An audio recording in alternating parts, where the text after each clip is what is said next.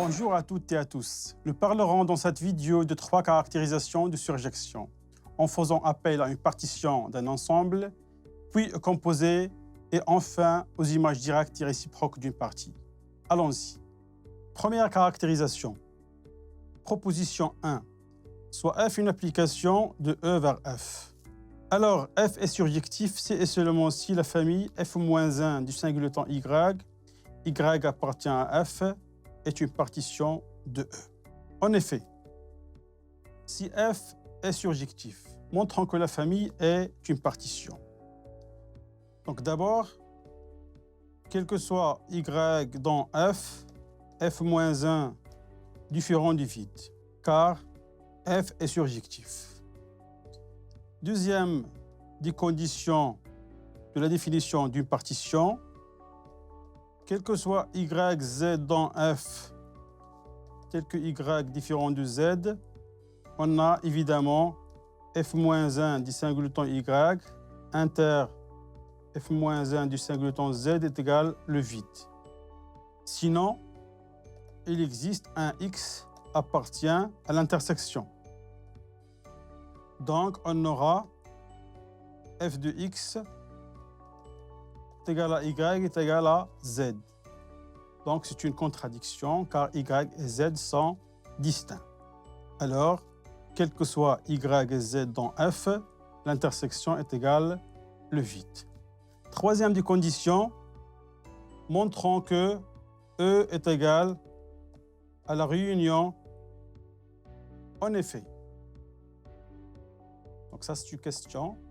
On a E est égal à F-1 de F, qui est égal à F-1 de la réunion qui est égal à la réunion, d'où la troisième condition de la définition d'une partition. Donc, le F-1 des Y, tel que Y appartient à F, est une partition de E. Réciproquement, si la famille est une partition de E, montrant que F est surjectif, donc je prends un élément Y de F, alors, puisque la famille est une partition, donc F-1 est différent du vide, ce qui implique qu'il existe un X appartient à F-1 du singleton Y. Ce qui implique qu'il existe un X dans E, tel que F de X est égal à Y. D'où F est surjectif, car tout élément Y de F admet un antécédent dans E. Deuxième caractérisation, proposition 2. Soit F une application de E vers F. Alors, F est surjectif si et seulement si il existe H, une application de F vers E, telle que F rond H est égal à l'identité de F. En effet, l'implication réciproque, on a F rond H est égal à l'identité dans E, et surjectif implique que F est surjectif. Deuxième implication. Si F est surjectif, montrant qu'il existe une application H de F vers E, telle que F rond H est égal à l'identité dans F. Alors, on sait que la famille F-1 est une partition de E. Alors, on prend de chaque partie F-1 du singleton Y un unique élément. Donc, quel que soit Y appartient à F, on prend un unique élément X indice Y. Alors, on définit H comme ça, de F vers E. Y est associé par l'unique élément de F-1 du singleton Y. Dans cette application H, vérifie évidemment que F rond H est égal à l'identité dans F. Tout simplement, car quel que soit Y dans F,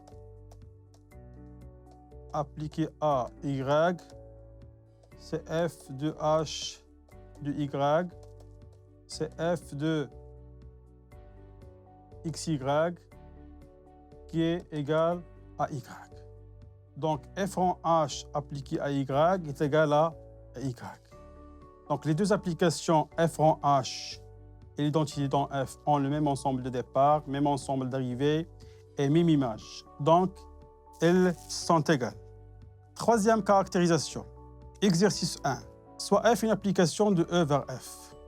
Si y est inclus dans f, montrons que f de f moins 1 de y est égal à y inter f de e. Deuxième question. Montrer que f est surjectif si et seulement si, quel que soit y dans p de f de f moins 1 de y est égal à y. Donc, commençons par la première question. Donc, première inclusion. On sait que f de f moins 1 et f de f moins 1, d'où f de f moins 1 de y est inclus dans y inter f de e. Deuxième inclusion. Deuxième point. Soit y appartient à y inter f de e.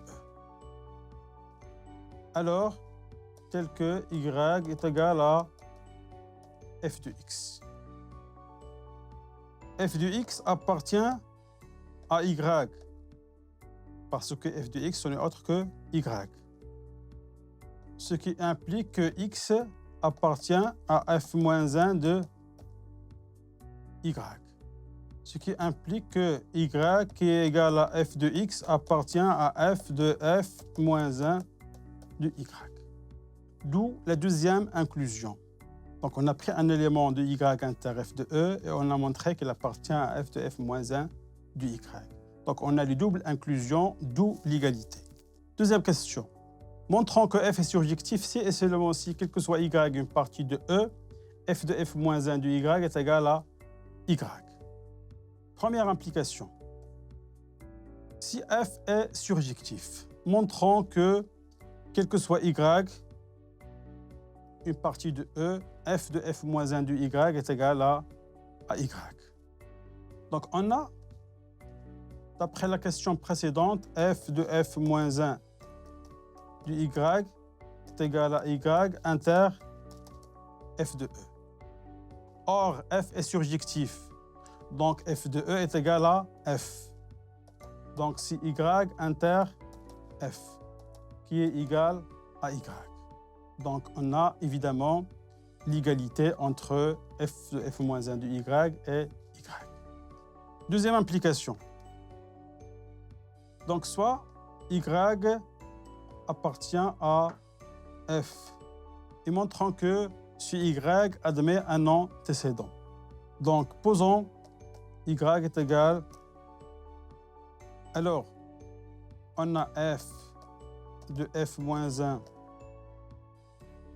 est différent du vide, car elle est égale à y. Donc, ce qui implique que f moins 1 différent du vide. Donc, y admet forcément un antécédent. Exercice 2. Soit E un ensemble non vide et F une application de E vers P de E. En considérant l'ensemble B, l'ensemble des x dans E tel que x n'appartient à f de x, montrez que f n'est pas surjectif. Donc, supposons que f est surjectif. Alors, tel que f de alpha est égal à b. Alors, on va aboutir à une contradiction. Donc, le premier cas, si alpha appartient à b, b c'est f de alpha. Alors, d'après la définition de b, alpha n'appartient pas à b. Donc, c'est une contradiction. On a alpha appartient à b et alpha n'appartient pas à b. Deuxième cas, si alpha n'appartient pas à b, qui est égal toujours à f de alpha. Alors, d'après la définition de b, puisque alpha n'appartient pas à f de alpha, alors ça veut dire que alpha appartient à b. On a toujours une contradiction, car alpha n'appartient pas à b et alpha appartient à b. Donc, ce qu'on a supposé est faux. Donc, l'application F n'est pas surjective. Donc, il n'existe aucune surjection entre E et P de E. Cette vidéo est terminée. Merci et à la prochaine.